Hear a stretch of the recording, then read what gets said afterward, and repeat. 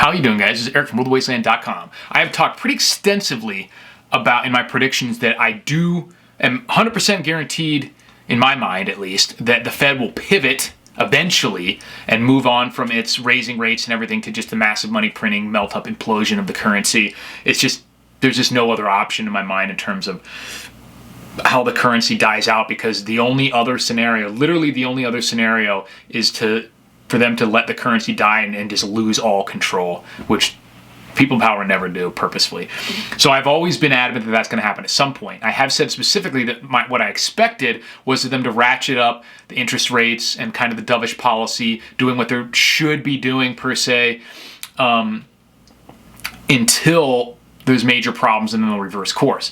There has been some jawboning, as they call it recently, about a soft pivot or something, because, maybe just leading. I kind of think this is just leading up to the midterms, and that they won't actually do much of a real pivot at all. They're just trying to kind of have things calm down a little bit, maybe ease sentiment a little bit before the midterms. Maybe they'll raise a quarter of 25 basis points or something like that, just something that they consider to be priced in. I really don't think in the next meeting that necessarily that they're going to lower interest rates, but it is possible. So what would that mean if that happens?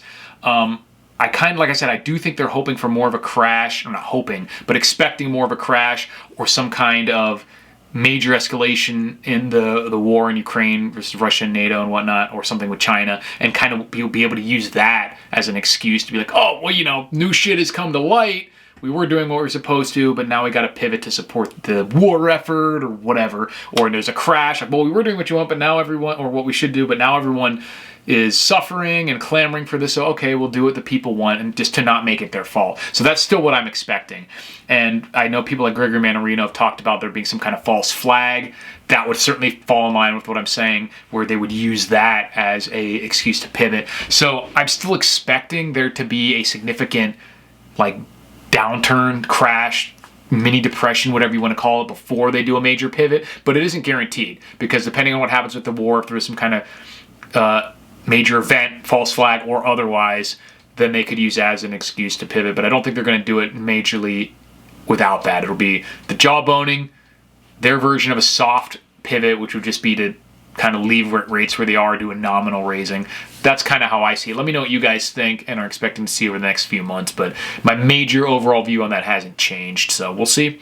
I'm still hoping that there's an even better opportunity to buy up a few things in the meantime, but it's also why you don't necessarily want to just not be prepared for the alternative, where things could just not get cheaper and just go right into the inflationary melt up. So make sure you already have your gold and silver and stuff like that ready, and you don't want to put everything you own in cash, even though I think right now having some cash could certainly, you want to have some physical cash if possible, just to be prepared for short-term disruptions and perturbations in the financial system. I do think we'll see major credit freezes, liquidity lockups, stuff like that. So you want to have at least a month or so of expenses if possible. But beyond that, I think it might be useful to have some dry powder, as they say, if that's an option for you, to buy up depreciated assets in that short-term price dip. But like I said, that's not guaranteed to happen. So you don't want to put everything you have in cash and then not have that happen and then have that lose a bunch of value. Let me know what you guys think, and I'll talk to you later.